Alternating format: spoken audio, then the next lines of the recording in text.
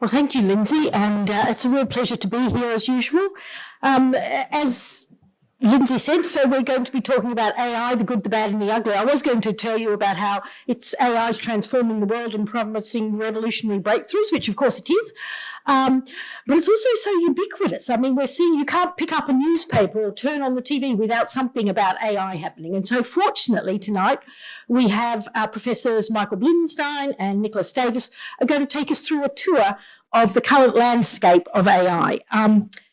And what we aim for here is, rather than some techno hype of a utopian dream about what AI can deliver, or some dystopian doom that it's the end of the world, we're going for a more nuanced look and trying to have a look at how we can harness the power of AI in a responsible and critical fashion. So just to introduce the speakers, Professor Michael Blumenstein is a professor and Vice-Chancellor of Business Creation at the University of Technology, Sydney. He previously was Deputy Dean in the Faculty of Engineering. He is an international recognised expert in the area of automated pattern recognition and AI, and he's passionate about developing technology for good. He has a strong track record working across multidisciplinary teams for solving global challenges, and his research spans areas from engineering, environmental science, neurobiology, and coastal management. So I'm going to welcome him up second to the stage, but that's Michael. So welcome, Michael. Nick Davis is a professor of emerging technologies and co-director of the Human Technology Institute at the University of Technology, Sydney. Nick is perhaps Australia's foremost authority on AI governance. His previous roles include being head of the Society and Innovation and member of the Executive Committee on the World Economic Forum. And he also was a managing partner of Swift, Geneva-based consultancy, helping organisations to harness emerging technology for sustainable value. He's also a co-author of Shaping the Future of the Fourth Industrial Revolution. So the way tonight's going to work, Nick is going to come up and set the scene, followed shortly by Michael. They've got 15 minutes each, and I'll be brutal. If you go over, I'll stand up, okay? And then we're going to field some questions, first from me and then from the audience. So without further ado, I'd like to welcome our first speaker, Nick Davis. Welcome. Thank you, Sally, and thank you to Lindsay and the Royal Society for having me here tonight. It's a great honour and very timely topic because Sally and I are colleagues at the Human Technology Institute, and over the last, I'd say 6 months, we are now getting a request to UTS, to a university institute, probably about 3 to 4 requests from industry every week to help them with AI governance. Because it's not just that AI use is exploding, it's also the question posed by, or the kind of implication posed by the topic of tonight's discussion that is foremost in people's mind. Is this good? Is this bad? Is it ugly? And I want to start really with a framing and a lead-in to my fantastic colleague, Professor Michael Blumenstein, to really just give a little bit of that kind of system perspective about what questions we might want to ask about that. And then I'll let Michael, who's much more the technical expert, despite the fact that I just showed Michael some of my code, he's still very much the technical expert in this discussion, and I'll stay firmly on that governance perspective. So I want to offer a bit of a question about what kind of artificial intelligence might we want to build, and importantly, why. And I should start by mentioning and pointing out that artificial intelligence is a terrible term. As my friend Kate Crawford points out, it's neither really artificial, it's based deeply in what humans do and natural resources that humans harness and extract and fashion, and it's certainly not intelligent by any kind of understanding of how we actually frame intelligence in terms of human intelligence. It's something quite different, and Michael will talk about how that actually looks.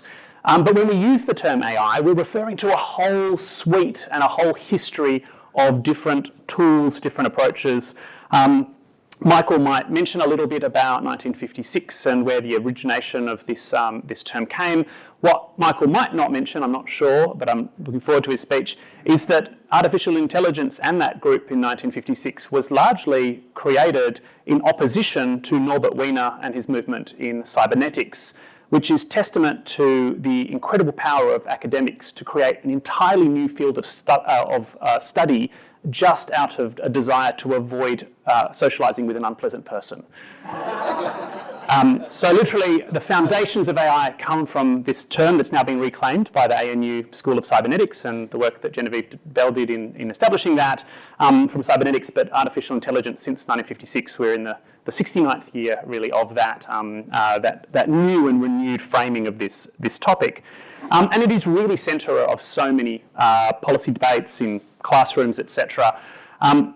The University of Melbourne, Professor Nicole Gillespie, with support from KPMG Global, recently released a fantastic report called Trust in AI. It's the fourth report that Nicole has done, Professor Gillespie has done, with in partnership with KPMG. The latest report is a study. The N is 48,000 representative respondents of a survey across 47 countries worldwide.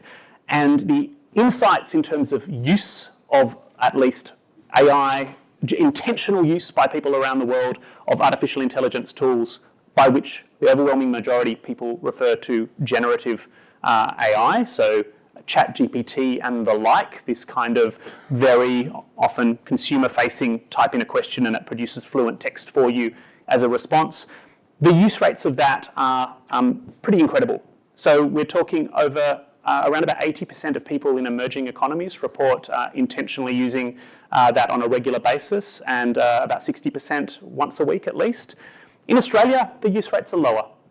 And use rates is about 46 to 50% of Australians claim that they're using regularly a generative AI tool intentionally. So that's not talking about using Google, which is clearly driven by artificial intelligence. It's not relying on a spam filter, which also has done pattern matching for you to keep your inbox slightly cleaner than it otherwise might be. But we are genuinely in a world where an incredible proportion of Australian workers and a massive amount of Australian students are relying on the production of text, of images, of PowerPoint presentations almost every day, and they are reporting heavy reliance on them. So students, about 40% of students say that they would not be able to complete their work, and workers about the same would not be able to do their job without the access to these tools, which, can I remind you, were only really released in their modern form in November 2022. So this is a series of tools that are really only 2.5 years old in the popular consciousness, and we already have a generation of students and workers saying they are heavily reliant on these tools. So it's a good time to have this discussion. But I want to kind of take a frame out of Sheila Jasanoff's work at Harvard and the kind of science technology studies, social science angle here, and really say that AI isn't itself good, bad, or ugly. It's something more powerful and far more dangerous, which is it's a mirror, right? It's a mirror to our intentions, the values, what we choose, and the processes that we start to embed today as we adopt and shape and use these tools. I want to give you, for example, of that kind of mirror analogy before Michael takes over. But I kind of think of the mirror as that harsh reflection as well, right? So the metaphor here is that it's quite hard, and if AI inevitably disappears from our view, as everything we do just gets powered by different applications of generative AI that just happen in the background, everything is there, we are creating infrastructure. And my work with the World Economic Forum was on the fourth industrial revolution, and it basically posed the question of what happens when everyone takes digital systems for granted day to day. What do we build on top? And the answer, we're seeing it play out in front of us. So my first argument is that AI is infrastructure that increasingly governs how decisions are made. And that's really important because we rely on, for efficiency and productivity, as Michael will talk about, decisions being made for us, by us, every day.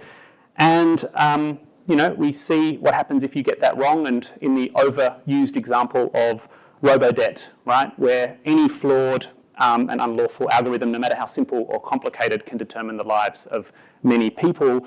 It's an overused and cliched example today, but it doesn't matter how smart the algorithm is. It matters more about what kinds of decisions we want to be making through those systems.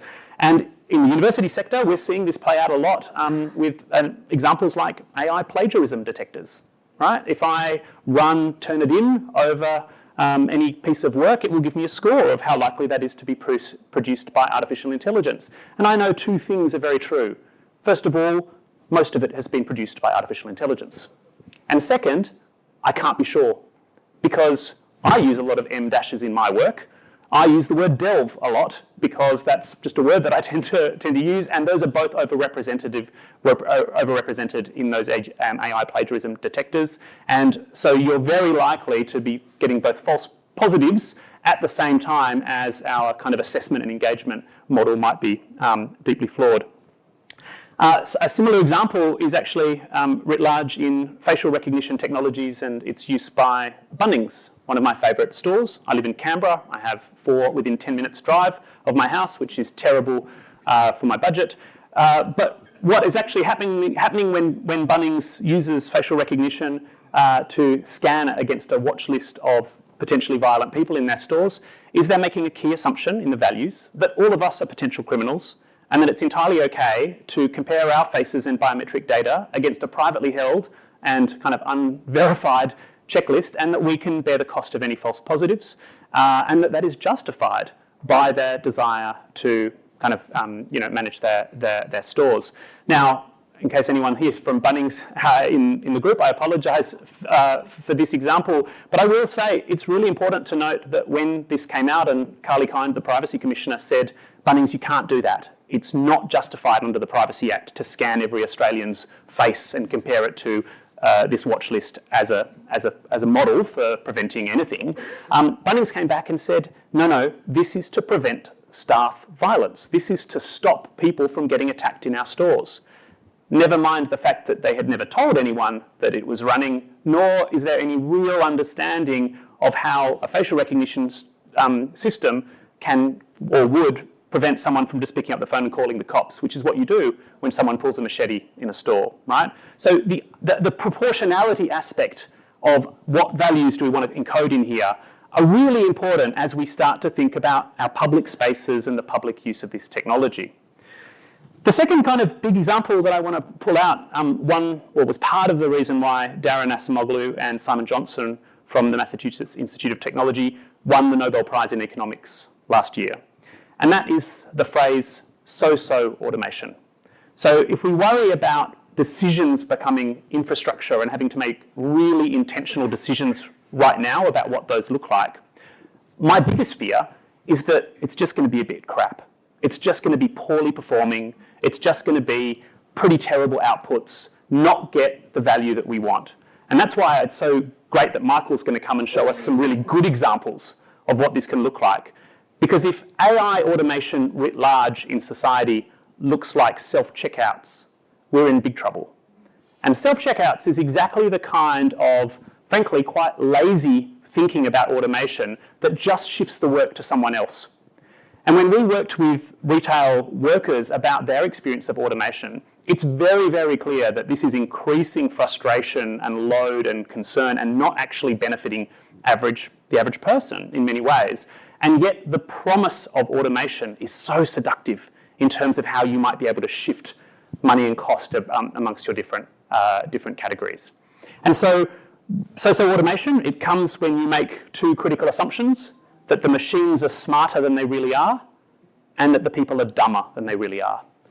If you make that mistake, you end up with systems that don't work the way we want them to or intend. They're not Pareto efficient. They don't raise our welfare.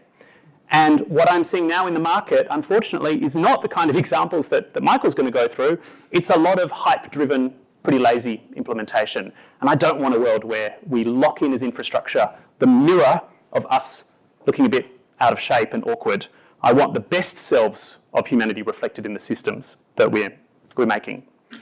Which brings me to my third point, which is we really do need to talk about workers. We have Tim Ayres, our new Minister for Industry, who got up yesterday at the RFR AI Summit, making a really key point about how workers have been left out of the conversation. And while you might think that's code for Labor and the unions and the people that put him into power, I think it's actually a lot deeper than that. And that is because what we're talking about with generative AI in particular is a series of capabilities that are meant to be used by a broad range of workers across industries, across organisations. These are not capabilities that are tied up just in the data and analytics team or just in the IT team. They're not just clever financial forecasting models that the CFO looks at. They are deliberately designed to be used by lots of people in lots of inflexible and interesting ways, which means that if you don't actually engage and understand with the people who are going to be required to use them, you end up back in that second category of so-so automation. In Australia, we have the lowest trust, or the lowest acceptance of AI in the world, and like the 5th lowest trust out of those 47 countries. More Australians fear and think that the negatives of AI outweigh the benefits than almost any other country in the world. And that's a real problem because we want to get all the benefits out of new technology, and Australians have been pretty late to the party with lots of other technology. We are great at piloting stuff. We are pretty terrible at embracing it en masse unless it's really easy consumer IT. And enterprise cloud is one example where we still remain about 5 years behind many other parts of the world. So in thinking about workers, it's about really finding ways to embrace and use and turn this into a key word that Michael will also talk to, which is productivity. We really need this to drive up meaningfully the way in which Australians produce output compared to our labour and our capital inputs, because that's the only way that our prosperity continues to move up. And finally, I want to say just a little word, and this is slightly more provocative, and I know that Michael will come back hard at me for this, about the phrase AI for good. Because I do worry, I've been to the events, I'll be in the AI for Good Summit in July 8 in Geneva this year. AI for good has been a pretty big marketing term for companies to kind of show how good they are at other things while kind of hiding the times that they haven't spent, enough time really looking at the ethics and the governance, some of the things that I work on every day and that Michael might talk about as well. And my fear that if we focus on terms like AI for good, we're giving this implication that there's some separate track for this technology that is particularly for the public good, and everything else can be kind of exempted or accepted from needing to produce the kind of positive outcomes that we want and need. And so my concern, as Sally said, as someone that works with banks and insurance firms and large non-profits and organisations and kind of university leaderships and boards around the world on AI governance, is that the default is that this stuff is not good, it's great. It's commercially viable, it's well adopted and well used. But for that, frankly, we're going to need a little bit of regulatory certainty, because here in Australia right now, the government has been consulting and talking about guardrails and mandatory schemes, etc. And frankly, everyone I speak to at the kind of C-suite ASX level right now, they're saying, goodness me, I don't want to continue in this world of thinking something's coming and that my investments today might be put at risk. I want to know what's expected of me. And I think that in terms of AI being the good, the bad, the ugly, giving those kind of signals from government, we move from the voluntary AI safety standard to the next level of some kind of risk-sensitive guardrails and some good regulator guidance. That's definitely coming. The ministers signalled it. We have Assistant Minister Andrew Charlton, who will be putting his oar in that water as an economist. That's going to be definitely on the cards for the next little while, so a space to watch. So as I hand over to Michael, I kind of sum up by saying, I don't think AI is good. I don't think it's bad. I don't think it's ugly, but I do think it's an incredible opportunity, an incredible force amplifier, and organisations, by and large, haven't got their act together around the basic governance of how to think about return on investment, risk management, making strategic decisions and understanding where their values are going to leave them. But I am excited because the Royal Society of New South Wales is producing a packed house to talk about this topic, and I'm getting calls 2 or 3 times a week saying, can you help us? Which means that there's the openness to get this right before it hardens into that mirror. I want it to show us all in our best light, and I'm really excited to have the opportunity to do that with Sally Cripps, with Michael Blumenstein, and with you all. Thank you.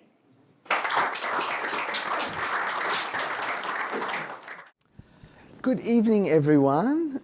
It is wonderful to be here with you tonight on a dismal, rainy, freezing night. All the coats at the back of the room signal everyone's feeling, but in here it's nice and cozy, and I really am appreciative of being given the opportunity, and I really enjoyed Nick's presentation, and thank you, Sally, for the great introduction.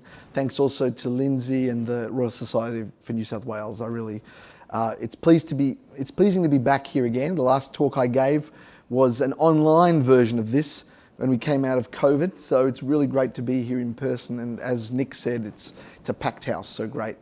Look, there is so much to say on this topic of AI, and Nick has opened up a whole bag of questions to talk about, and hopefully some of those things we can unpack in the panel, because it is such a big area. A lot of people don't realise, it's not that, it started, as Nick said. I agree with him. 2022, big date, for sort of generative AI and ChatGPT. But actually, there's been so much that has happened since the start of the AI revolution in the world, and I want to unpack that a little bit. I also want to unpack the concept of AI for good, and I'm glad that Nick raised that. I think there was actually more that I agreed with in your talk than not. So we do come at it from a different perspective. I am going to look at it a bit from a technical perspective more than Nick has done, but at the same time, I do have to put my hats off to you for coding. You have coded, that app that you showed me earlier, and I think that is a really important thing to note. Is when you're talking about a technology, it's important to have an understanding of what the technology is. That is really important, because if you are making comments about where things are going, where things should go, whether it is to do with how it's governed or regulation, there has to be a really good understanding of what it actually is in the first place. And I will bet you that if I asked every person in this room what they thought AI was, I would get probably 60 different answers. And so I think we need to understand the fundamentals, and I'm not going to attempt to do that, because then I'd have to start a math lecture, because that's what it is. Artificial intelligence is based in hardcore math. It's been adapted in the computer science discipline, but essentially that's where it started. So I'm going to try and get you through a journey here. I only have 14 minutes now, but I'm going to just talk about a few things. Nick was totally correct in saying artificial intelligence or machine learning, and I'm not going to even start going into the reason for the distinction between those two things, has been around for a long time. Very important to note. I will say one thing: there is no general AI technology available right now that can actually do the things that a human does, because that's what AI was initially was out to set out, was to try and mimic us. We are the pinnacle of what intelligence is in our own minds as humans. And so to replicate that's where AI was born. It was to try and replicate the best thing that exists out there. The human brain being the most complex object in the universe, 10 to the 11 neurons, biological neurons stuck there inside your head. That is super complex. I will also just make a couple of but I'll say it's so complex that nothing has ever replicated it even close or come close to being anywhere near it. And that's the other thing to note, that AI at the moment is a really feeble representation of the most complex object in the universe. That's it, you know. It's a mathematical representation. That's it. But it's in software and it does things that appear intelligent. That's why it's so special, or that's why people perceive it to be so special. And of course, getting a good AI system developed in the first place is a hard, slog. There is no silver bullet for it. And unfortunately, the other thing that, probably in my and Nick's realm have to compete with is there's stuff coming up around AI, startups. Of course, you've got your global companies that are the top sellers of things to the consumer at the moment. They're all got the next shiny thing and they're all saying, I've got the answer. I think we have to be a bit wary of that. So I'm advocating for being cautious around when you consume technology, where is it coming from and who's developed it? So again, I'm not coming at it from a purely governance regulation perspective. I'm coming at it from a technical perspective of what is actually good technology. And so unfortunately we have, in Australia, we've got 90% plus startups and many of them now are coming out in the AI space. We have to be just a bit wary of that. The other thing I have to advocate for, because I'm from a university, is that the best AI is coming out of university research labs. I know if I had someone from Microsoft here or Google, they'd argue that. But the funny thing is that I will say this, that every single major leap in AI innovation has come out of universities. It's not come out of companies. That's going to be something that I'm happy for people to ask me questions about later. But the reality is that the top changes to the world around AI, Geoffrey Hinton was an academic, He created the first, really popular algorithm called backpropagation in 1986, which actually ends up being the basis for everything that we have today. It's not the same as it is today, but it's the basis. Lot of things have come out. I could pull headlines out from the web till the cows come home, but I do want to talk about a little bit about the challenges we're facing. There's a lot of people competing in the AI race. I just want to go back to that point I made earlier. We will never have true AI without first understanding the brain, okay? And that is because the biological brilliance of what is inside our heads is, as I mentioned earlier, replicated only in a very feeble mathematical representation. We only understand 10% of the brain. So if we do only understand around 10 to 15% of the brain now, we can't get to what we think is sentience, general intelligence, Terminator 2. I don't know if that's an old reference, too old for, when I say Terminator 2 to my daughter, she goes, I don't know what you're talking about. But the interesting thing is that our worldview around AI taking over, it's not happening, not in our lifetimes. And the reality of it is because we don't understand the best thing that's out there, and no one has been able to replicate that. I think Nick covered a few of the points I'm making here, so I'm not going to go into that in detail, but I will just make one point, and that is the actual, so there's been many generations of AI. We're in the generative generation at the moment, but actually it all stemmed from the discovery of the concept of deep learning, which, as I said, was built upon many other things prior to that. The one thing I'll just mention is the actual first instance of the current version of AI, which I call connectionist AI. That is, connectionism is the concept of using artificial neurons to assemble a neural network. The neural network is the basis for modern AI technology, which replaced symbolic AI. And that neural network, or the concept of a neuron, was actually discovered in 1943 by McCulloch and Pitts. So AI has been around for a very, very long time. And so of course they didn't use, digital back then. It was vacuum tubes. But the point of the matter is that we've got the concept, the building blocks of what we have today started all the way back in 1943. So I want to touch a little bit on this, that just on this screen because it sort of, intersects with a lot of the comments that Nick made.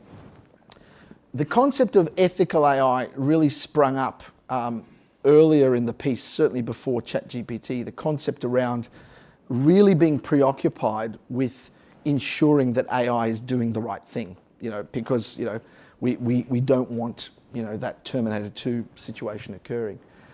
You see from our previous chief scientist a quote talking about things like, that it'll threaten, AI's application could threaten our way of life. It will, it's the dark time. It's the dangers and risks associated with AI. That type of rhetoric is part of, the reason I think that, and this is opinion, that we have actually sat where we are in terms of our, our sort of position in the race for AI in this country. Regrettably, we have been really preoccupied a lot because we're an ethical nation. We want to do the right thing. We want to be responsible. We want the AI to reflect our values and ideas, and there's nothing wrong with that. But the problem is the level of preoccupation.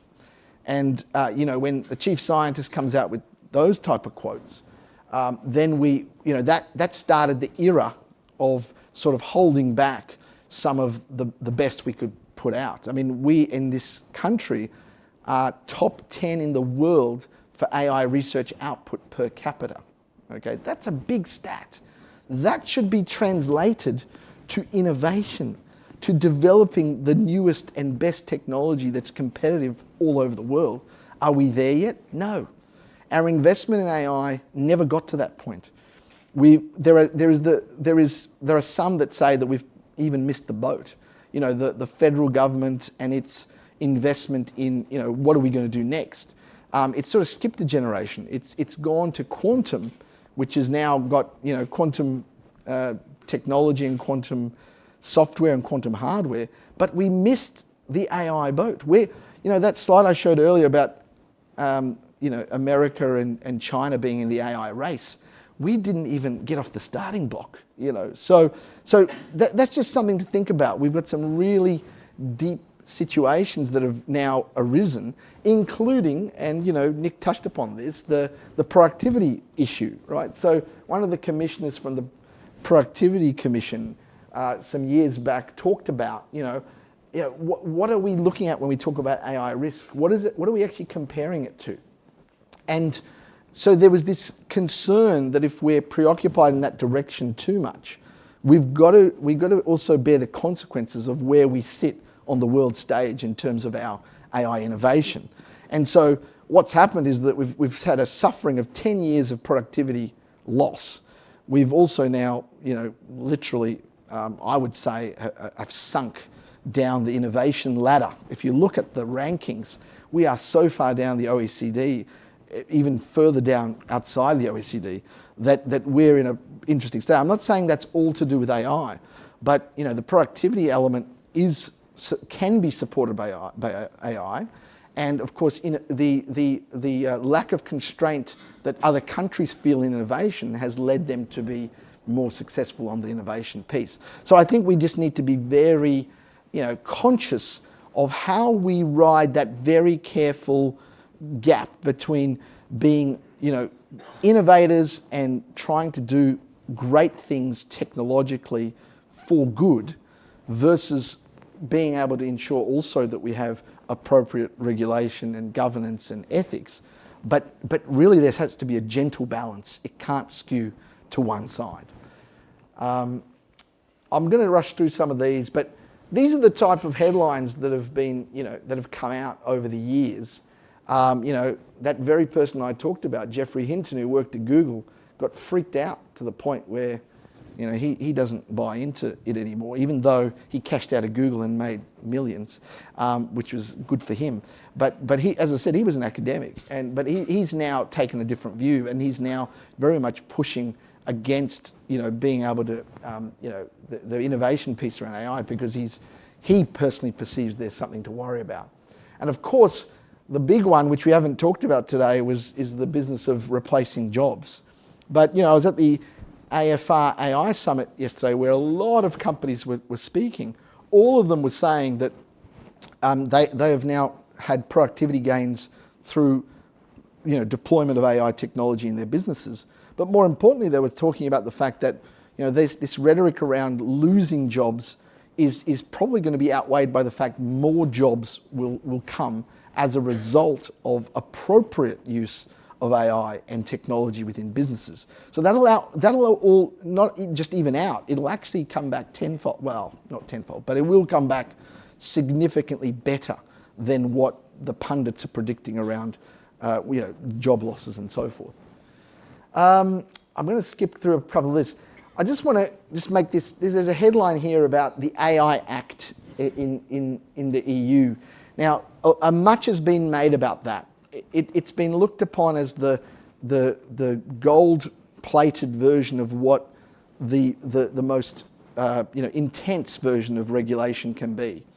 And I think when you compare it to other parts of the world, whether it's UK, whether it's how America is dealing with things at the moment, I'd say that the EU Act is very much on one side, and then the American side is the other extreme.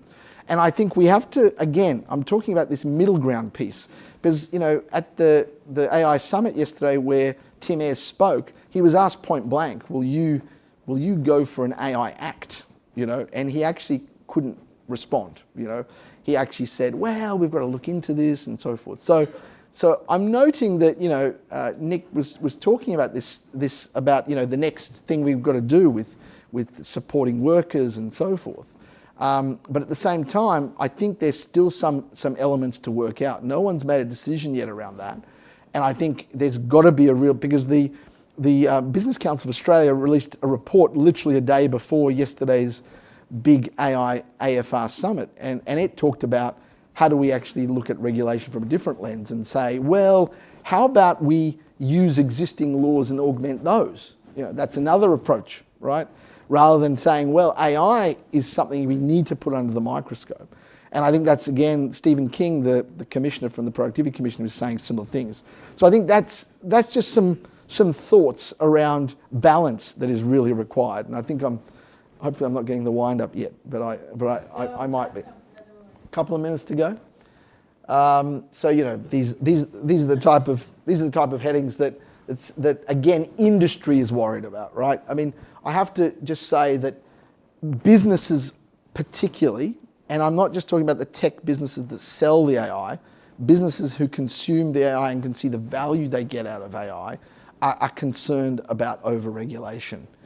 And I think the other thing, and this is something that we hadn't spoken about tonight yet, is that, again, we are 90% SMEs in this country. A lot of those SMEs want to experiment. They want to do things. We don't have really huge companies in this country. And, in me speaking with SMEs quite regularly, they do, and startups, they're worried around what this could have as an effect on them, And of course, this is about, how do we actually lift the game of Australia's, innovation ecosystem? Well, there are concerns expressed from the majority of companies that are in our purview as a country. I want to talk about some of that good stuff that we were talking about. So the AI for good angle, there's many angles of AI for good, and I'm just going to give you some very brief examples because I think I'm going I've got 1 minute. AI in health, I'm going to talk about that later today on the panel if I get an opportunity, but there has been a huge rise in AI in healthcare. I just want to point to clinical breakthroughs that are there as AI comes into the health sector to support people who are, have life-threatening conditions, cancer, diagnosis around, making people, live and saving their lives is being made better currently with the use of AI in the health sector. So I just wanted to say that, and by the way, also healthcare CEOs are talking about productivity gains. Let's forget about that one. The main thing is saving lives and giving better opportunities for people. I'm going to skip this one although I will just big a plug for our UTS Data Science Institute very quickly. One of the things that some people are concerned about are the way that AI is used in say, certain situations. Nick pointed to face recognition and things like that. Another place where people are really concerned is in the HR space, where people use AI to quickly go through people's CVs. So the Data Science Institute at UTS has actually created an AI critic to check the AI, to make sure it's not doing the bad thing. And there's a way to automate even the ethical considerations of AI. And you can, so of course then the question is who's auditing the critic? But the reality is that there are ways to ensure that equity, equality, and the opportunity for people who are going through AI processes can be maintained with technology. So, and this is a great example of some responsible AI that Data Science Institute has done. I'm going to finish up here. One last thing I'm going to talk about is very quickly the thing that I developed with my co-leads in UTS to create a drone using AI to patrol beaches, find sharks, and detect them and give warnings to lifeguards to save lives. Again, I think that the story of AI for good and the opportunities that it brings to us as a country and Australia is they are immeasurable and vast, and we are in the best part of the world to adopt AI for good. And I hope that you'll join that thinking after our panel session today. Thank you very much. Well, that was a romp through a very large area and big topic. So I think in this, I know there must be so many questions wanting to come from the audience. So I've got a lot of questions myself, but I'm only going to ask each one of them one as a result, because I know there will be so many more. Nick, first let me say, it was a fantastic talk. I mean, such admiration for somebody who can actually get up and talk without slides. I need slides to sort of hold my hand and make me feel comfortable. So it was a wonderful talk. It was great.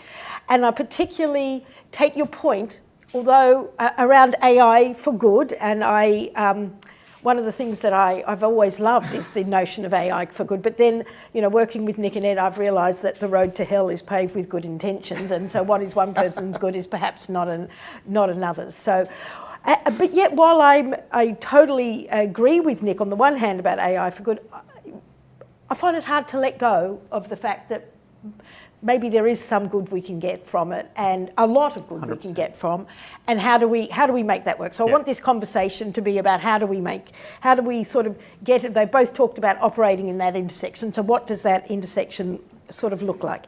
So I'm going to ask my first question to Nick, and it's about something that concerns me. It may concern people in the audience here, but it's about basically on the.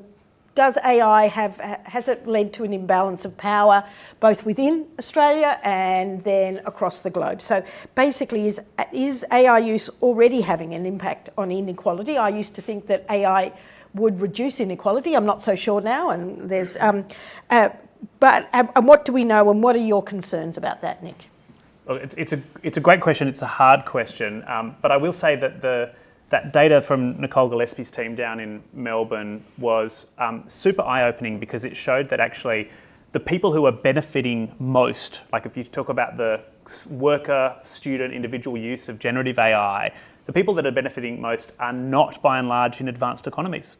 They are sitting in India and Afghanistan, they're in Nigeria, they're in Zimbabwe, and they are at usage rates double of Australia's and perceived benefit rates double of Australia's. So actually what we're seeing here is a democratisation of access to knowledge and fluency in language that it has the potential to be really hugely hopeful to raise people that are able to connect to the internet. So that's only about 4.5 billion of us around the world. It's about 55% has reliable economic access to the internet. But for those people, they get this massive uptake. So I am really hopeful on that ground. What I am concerned about is the fact that we might be running out of energy. Frankly, the biggest challenge right now to ongoing training and inference at the scale we need to make sure that everyone has the opportunity to benefit from the technology is electrons. And the two biggest trainers and users and providers of AI, generative AI in the world, Anthropic and OpenAI. OpenAI being served mostly by Amazon's data center, by Microsoft's data centers, and Anthropic by AWS. Both of them are now in Australia looking for electrons. And so that goes to show how far people will go to talk about data centers, to talk about literally renewable power or any power sources.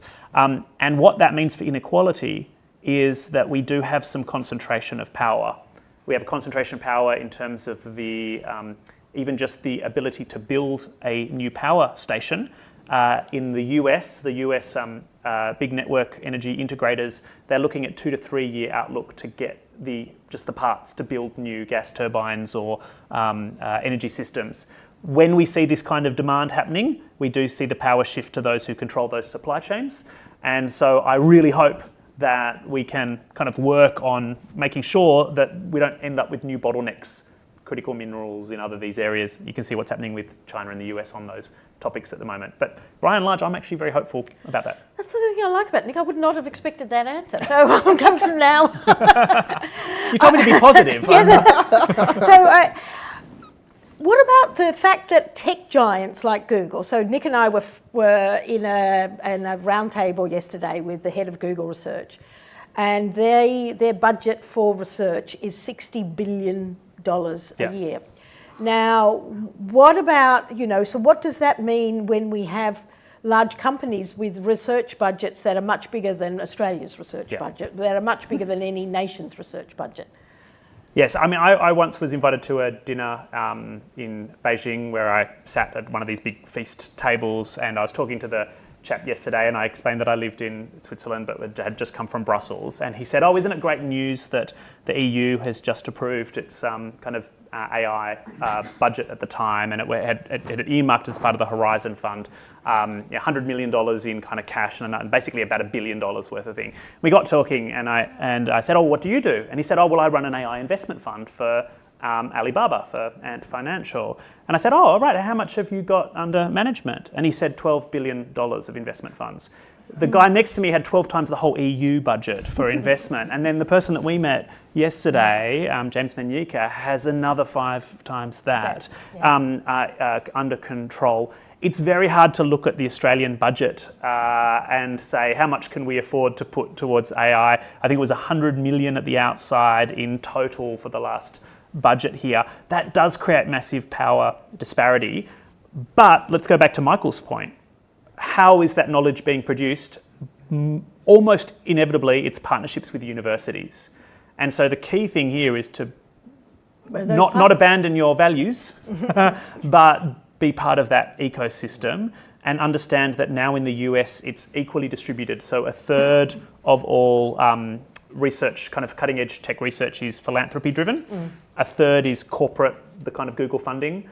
And everyone else, and a third is the university sector. But that's a massive shift from 25 years ago. That's a massive shift. It was 80% as late in these areas as late as 1995. From the government. From the government and university sector, yeah.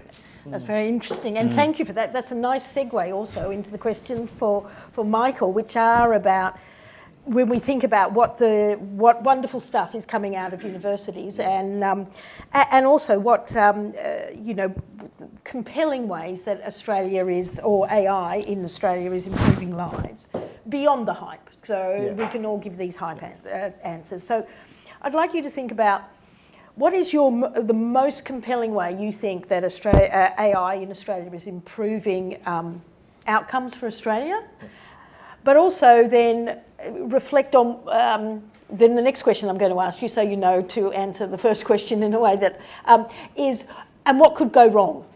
So, okay, so what is the most compelling piece of, exciting research that AI is improving outcomes? Yeah, look, I think I mentioned AI in health earlier, and I just wanted to point to the fact that, there's a huge push now to really get the healthcare sector up to a standard where, and we're not talking about digital or digitalisation, which it is doing. It's more around how do you enhance the patient journey? How do you get people, more people through surgery successfully, diagnosed earlier, having the opportunity to live longer because of treatments?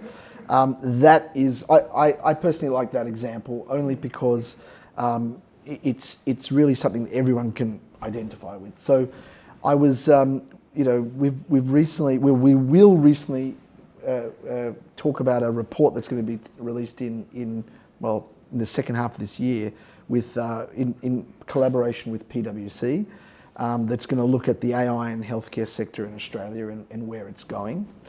There's some really dramatic statistics in there. We've got, we did a survey from across the whole country around healthcare leaders and providers about what they're thinking in this space. And so it's really interesting to see that a majority of them are really saying this is going to AI, and I don't want to box it into generative and other things, because my view is generative it will come and go. We're probably going to hit a wall soon. I'm talking about the trajectory of AI, right, which started when I said in the 1940s. It's going to get better and it's going to do bigger things for us. But the confidence that CEOs in the healthcare sector, there's still some apprehension. There's some. I think the trust piece is going to be the biggest challenge in the healthcare sector, to be honest. But the actual aspiration is for AI to be used for things like, and it's already being used, for looking at, say, X-rays or medical images to detect things that humans can't see. It's being done in such a way now that it's not the computer making the decision, because I have to stipulate that out there. No medical practitioner in their right minds will accept that, not at this stage anyway, until they become robots. But at this stage, they're receiving advice from an expert that's working alongside of them. It's a cohabitation of AI and human expertise to give the best result for looking at an image, for getting results, for tracking results of patients. UTS has got this fantastic work that's doing with Westmead Hospital, where it's actually looking at the genomic data of children who get childhood cancers and leukemia, and they can map the genomes of hundreds of patients who are sitting in the biobank at Westmead and be able to track what the conditions are where leukemia will arise in children. Why is that happening? And you can only do that when you've got a computer that crunches this data over years. And we're able to save children's lives. That is probably one of the most dramatic things for me. The Australian Artificial Intelligence Institute has a group that works on this category of AI research. And I think, when you go AI and health, you are bound to get good results, of course, if you follow processes, right? But look at universities. They have research and integrity processes. They have ethics panels and processes. So do hospitals. So the work gets done in a way that is checked and double checked. And AI is not going to be deployed in a way that's going to harm people, because the people that are controlling the diagnosis at the end of the day are doctors, people who are accredited. So when you say, second question, what can go wrong? Well, what can go wrong with humans? Yeah, of course. And actually, I wanted, because I like what you were saying about the health, and in fact, at this roundtable yesterday, James was pointed out that it's much better to actually rely on an AI for the diagnosis of certain cancers. Yeah. And in fact, when they had a human at the helm and AI, it was worse than AI. Well, and just to give, so I just want to, and he suggested, and maybe this is something to talk about, that actually doctors who didn't use AI in these situations for detecting cancers should really be under malpractice suits, because they are not using the best type of diagnostic equipment, which in one level you can sort of appreciate. And another level, it seems a bit hard that a sort of a tech giant is coming out and saying that unless you use our sort of, tools that you will be up for malpractice. So, I'd like to comment on that. I mean, Yeah. that's coming from a tech giant who's telling you that. Okay, and a very good one. So Yeah. sure, but has Google made mistakes? Sure, So we've got to look at it in the context of where they're coming from. I would say that at the moment, if you surveyed people, if a computer was going to alone diagnose someone's thing, would you all accept that, right? A lot of heads shaking. So the issue here is, I think we've got to take that observation with a grain of salt. I think we'd have to do some experiments. I'd like to do some research on that in a university setting, not in a multinational global company setting, to actually verify that commentary. But what I'm basically saying is, I still believe that AI is going to augment what the clinicians and doctors are doing, but I think that in itself has to be looked at carefully, because that'll give the best results once we know the best way for it to happen.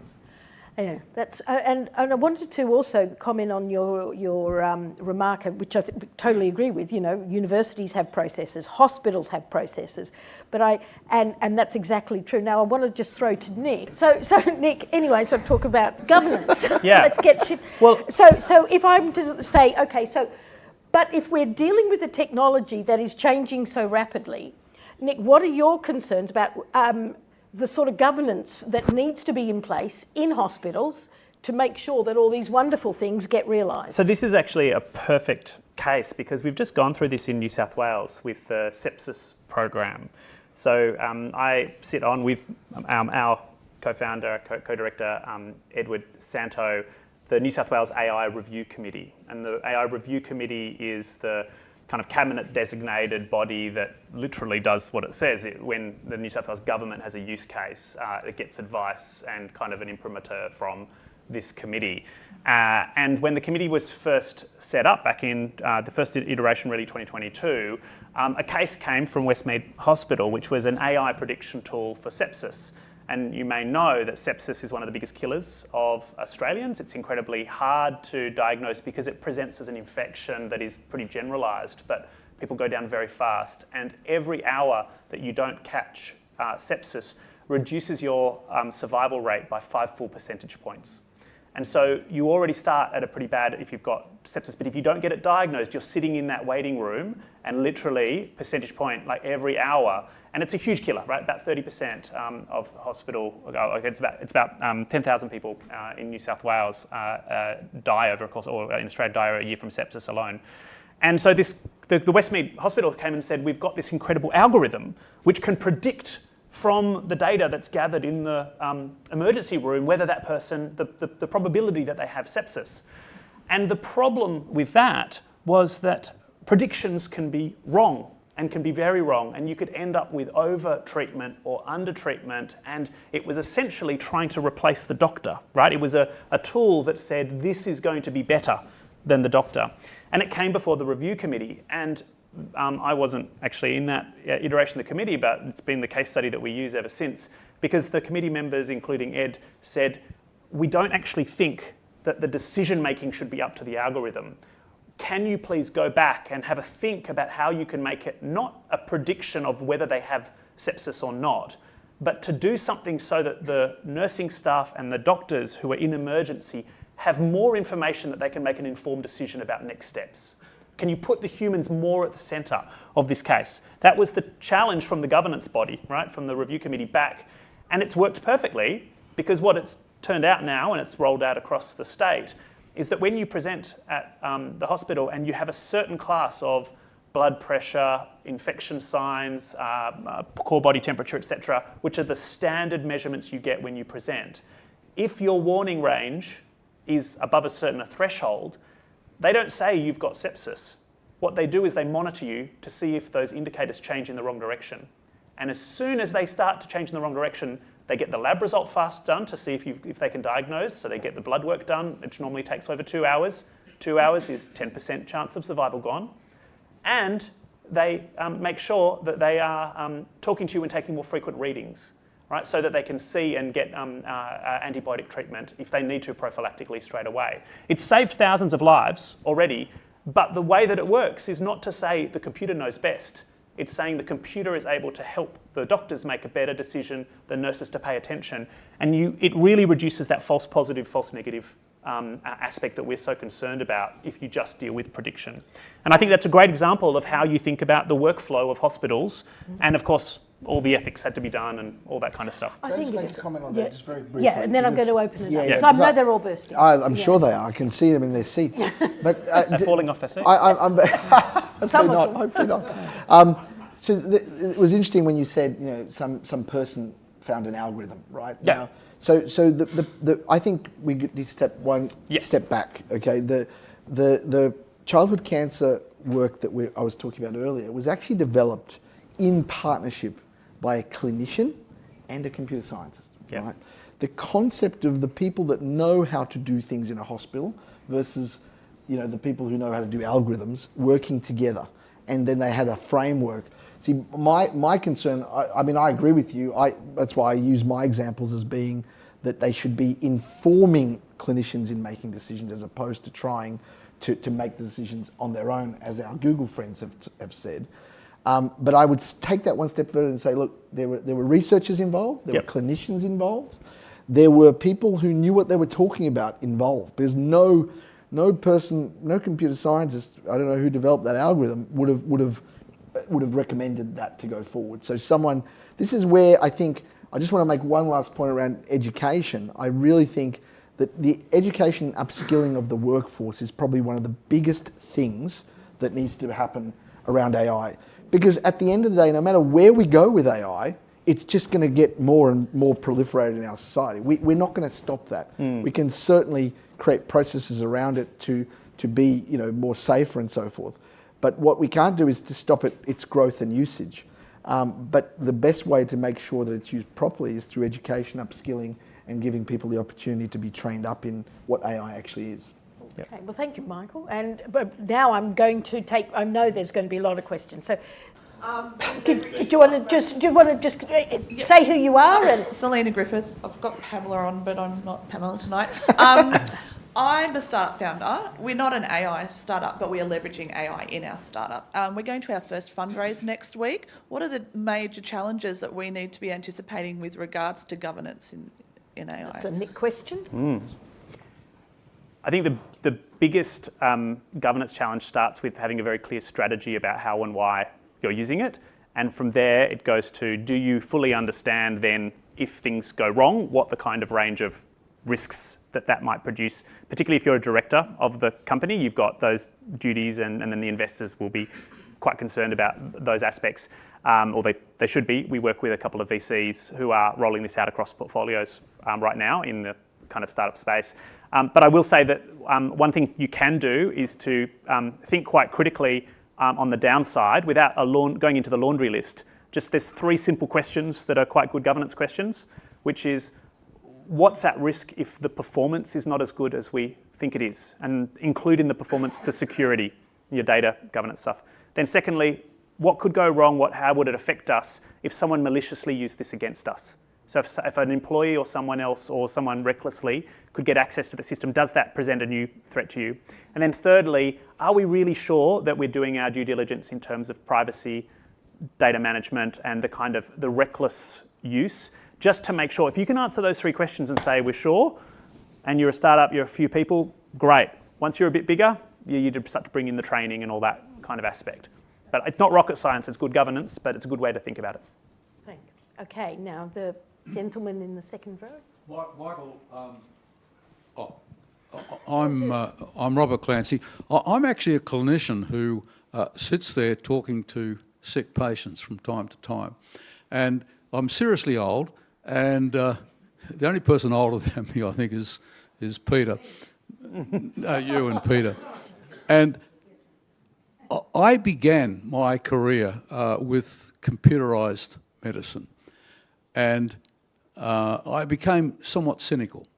And when I listen to this discussion, it sounds so much like an evolved development of how computerised medicine is going to help us make diagnoses and make patients better. I cannot believe some of the things that I'm hearing about how AI has made a dramatic difference. And when I hear that malpractice is not listening to AI at the moment, it concerns me enormously, because every time I now go into the internet, I try to phrase my questions so I get my little bit of AI first. And I actually find it really good, because it puts it in English better than I can, and it gets things right and brings together ideas. And that's what I'm finding as a clinician extremely helpful. And I can see that AI, as it currently exists, as a synthesizer and as a bringing together, but what it doesn't ever understand is that every patient is different. Every child with cancer is different to the next child. Every person with an autoimmune disease is different. And all it's going to basically do is make sure you don't miss something. It's going to give you that breadth of information. I hate to say it, but I'm a cynic, and I won't be around for the next iteration after computer AI. I'm sure there'll be a third. But Is do there you, my question? Yeah. my question is, do you really believe that AI, as it currently exists, is going to make a significant difference in diagnosis and management? Because I don't think it will.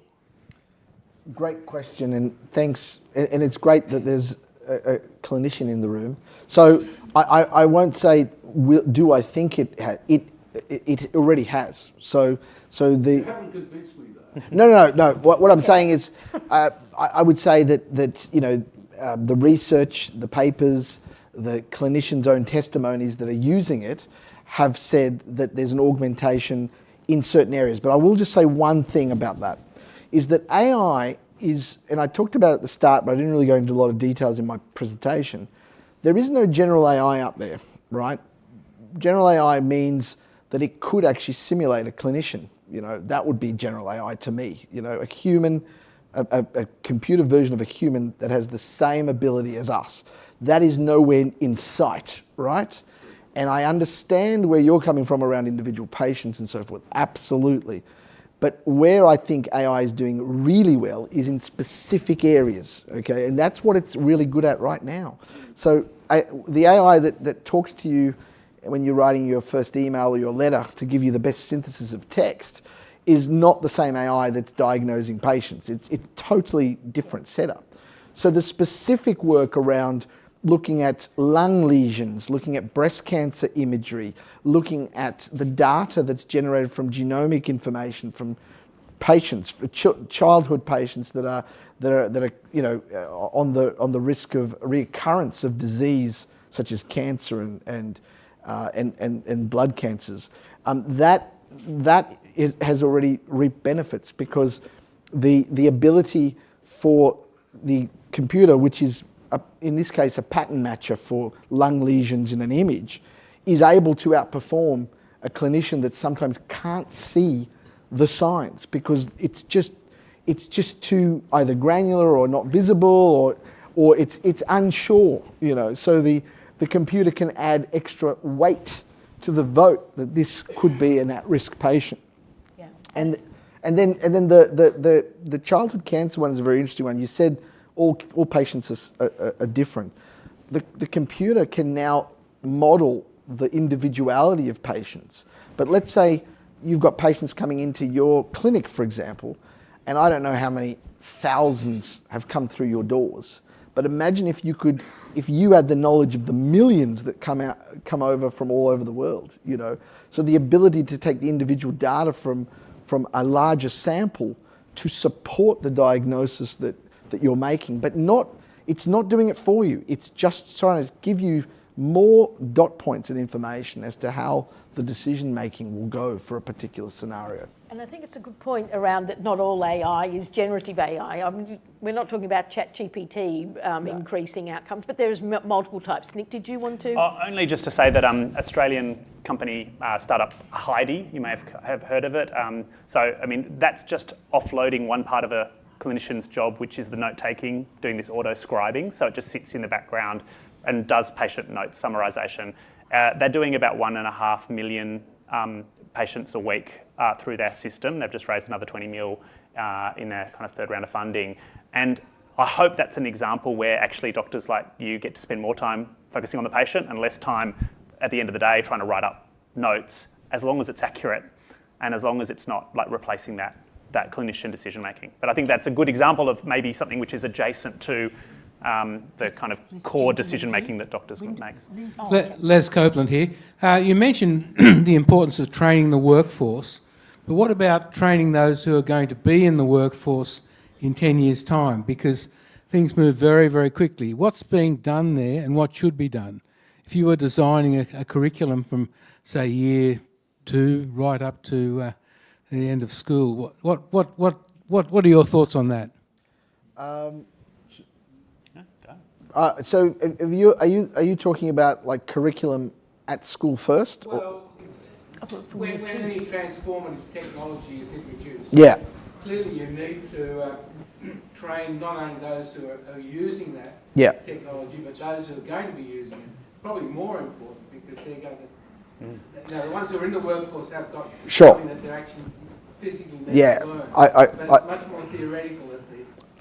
I got your question. Yeah, no, look, I think I'll use an example. When I was in Queensland, the Premier there, she asked me a question at the time, that gives you the clue of who that might have been, has said to me, do you think we should introduce coding for every Queensland student that's in studying in public schools?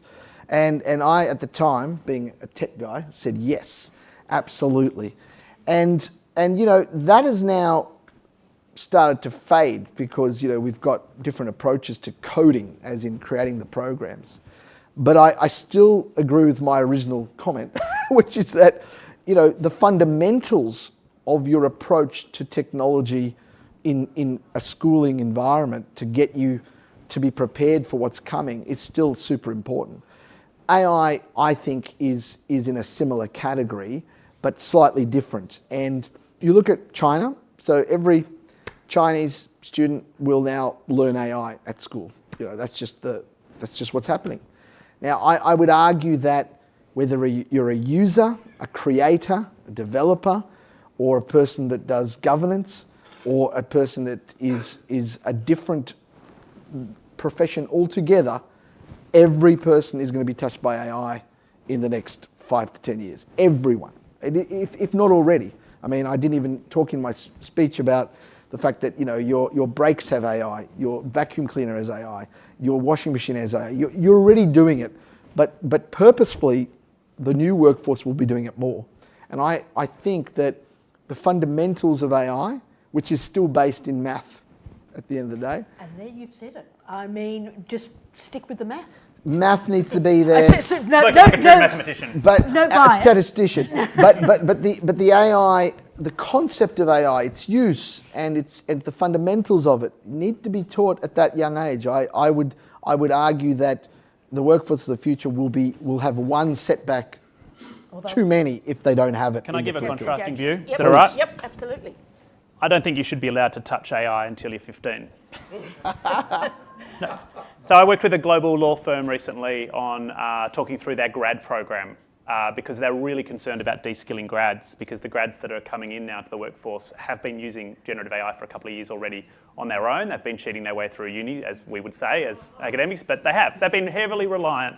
And in law, you produce fluent output. Sounds good. That's the point, right? It's AI is very good at manipulating and all this kind of stuff. But anyway, they were very worried about de-skilling of grads, and they came up with an arbitrary rule.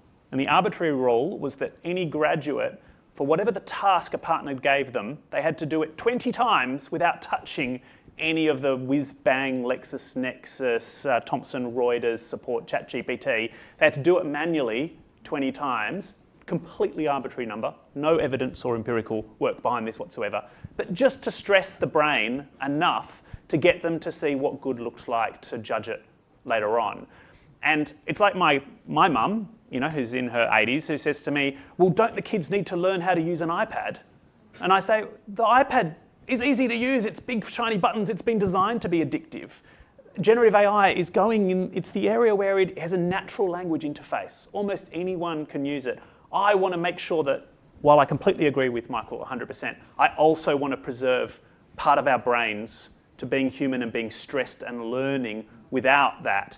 And I have to say, like every kind of tech bro that I know from when I used to spend a lot of time in San Francisco, they've got all their kids at these forest schools that never touch computers or screens, let alone generative AI. So I'll just say it's a deliberately contrasting view. And while we just on this, I actually think that we do not know what 10 years is going to look like into the future in terms of technology.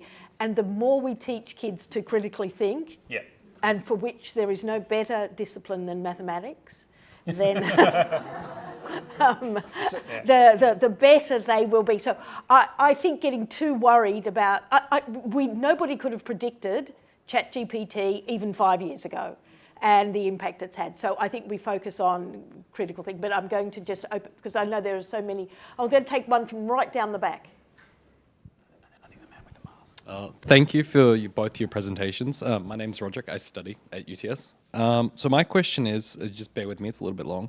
So from what I currently understand, the major tech companies, including the Magnificent Seven, have collectively spent hundreds of billions of dollars on developing different AI products and have so far struggled to create products that are both currently profitable as well as produce a service of proportional value to people on a day-to-day basis. So in both of your experiences, do you think that the attention surrounding AI and the surrounding companies like NVIDIA that provide the tools for AI has been primarily a product of hype for future technologies and things like that, or that AI currently produces a service that is proportional to the value of the hundreds of billions of dollars that have been spent on it? Do you want to just be able to say that in one or two sentences? So basically, is it worth it? Is that the question? Has all the hundreds of billions of dollars. Okay, just the question is it worth it? Yeah, has the money. All right, so who wants to take that first? Look, there's massive, capital's cheap these days, right? Like, it doesn't look like it, but money's cheap. There's a lot of capital looking for places to go around the world, and it's currently going into AI. People want to place a big bet. Is it irrational? Will it make a return? Not all of it. Not all of it. Look at the dot-com bubble, right? Look at all the dot-coms. 2000 wiped out a lot of value in that sector, but we would have said immediately afterwards, was a lot of value destroyed? Yes. But was Amazon still worth a lot of money? Yes. So I think the answer is it's not worth it, but it is. All right, Michael. Yeah, look, it's a very complex question because it also touches upon the things that Nick was talking about earlier about can we power it, in the future, right? And of course, my personal view is that there's some challenges around that which could be solved, and there are solutions, but we won't be touching them in this country for a while. So the other point around, is it worth it? Well, the reality is that, everyone still keeps going back to generative AI. Even Sally went back to it when she was putting her own view around the education question. It's not about generative AI, okay? And it's not about the current generation of AI. It's about the trajectory of where AI is going. So I can predict in 10 years that AI will still be around, but it won't be in the version we've got now, okay? And you've got to prepare people for that. Otherwise, to the gentleman's question earlier, you will have a workforce that has no clue about AI. And I just want to make a point, sorry, I'm deviating, that panelists' privilege, that at UTS, AI is now embedded everywhere in the curriculum so that students can use it effectively, but there are measures around how it's used, so it's not used in a malicious or in a cheating way. And I think so just going back to the gentleman's question, I think what's worth it is the journey to get to the actual AI that will benefit us in the future, because generative AI is not that AI, okay? And my view would be is you'll see something huge happen, but it has to be built on the shoulders of other things. So it's worth it. Okay, So we're going to take the one last question to the gentleman with the mask. Thank you. It makes me distinctive. I'm Angus Fisk. I'm a data science trainer at the University of Sydney, and my entire job is teaching academics to use AI. So I'm very interested in this. You mentioned energy use. Now, I found this really interesting. You, Nick, I'm sorry, I can't remember your professor. Nick, you mentioned that emerging economies are the people who are using this most. They are also the people who are going to be bearing the brunt of the climate change and the climate crisis. As Australia and as Australians, what role can we play in helping prevent that, right? Because these are giant multinational corporations that we have virtually no power over. We can use their tools, but we can't tell them what to do. What do we do? I'll give two ideas, and I don't have the full answer, but two ideas. The first one is I had a representative of a major machine learning company come and say to me when talking about energy use in Australia, we don't want to have to go to Saudi Arabia. We'd rather do it with renewable energy in Australia. But who did they sign a contract with? Exactly, right? So this is a key question. One play here is to actually look into the renewable and kind of make regulation or other aspects to incentivize that. The other one is maths. Like mathematics drives the efficiency gains in terms of the inference, in terms of the training. We need Australian mathematics undergraduates more than I think, but at the undergrad level, being so versed in optimization techniques and the frontier of these models, specifically to make the inference and training much, much, much cheaper energy-wise in order to deliver a lot of those benefits. And that's just one part of AI. There are thousands of other bits of AI that need the work. But maths underpins them all. But maths, it's all about maths. Can I just make one point to add to what Nick was saying? I agree with Nick on the second point particularly because I think a lot of people still see the game as being building more data centers and more hardware. Believe it or not, it's the software gains that you could get which probably are going to make a difference around energy outputs, and DeepSeek proved that because of its approach. But I will just say one other thing is that companies now, like Meta, for example, are building their own nuclear reactors to power things. Okay, that's the bottom line. They consider that the clean energy. They're paying for it, and they at least in an emissions sense, not from a safety sense, that we Fukushima sense, is emissions free, but able to power that. And I'll just say one last thing is that it's unfortunate that we're probably not going to see a situation where the proliferation of these data centers and the hungriness of these models, I don't think we're going to be able to curb it. I think that, to be honest, I think the cat's out of the bag, but we have to come up with smarter things, just like looking at the software as opposed to the hardware, looking at other ways, and maybe getting these companies to ensure that they're paying their way to make that happen. All right, I'd just like us to thank our two wonderful speakers. Thank you, Michael, Nick and Sally. Sally particularly for putting this together. It's been a fascinating evening, illuminating, eye-opening, challenging, somewhat frightening about the implications for jobs and people getting left behind, somewhat frightening for Australia getting left behind with its measly $100 million. But the thing there were two thoughts in the evening that resonated with me, being a mathematician. Maths is it, and I really like Stress the Brain. And just to leave you on a moment of some humour, some of the things that I do with the Royal Society is, assist with the analysis of data and the like. And so all of this is being done in VBA, which I learnt in my retirement. And I don't know if you've ever tried VBA, but that certainly stresses the brain. And there was some piece of code involving a pivot table that I was trying to automate in VBA. And so I got to ChatGPT and I asked it what would be a piece of code that would do what I wanted it to do. And it spat out 20 lines of code, which I then tried. And talk about stress the brain, it didn't work.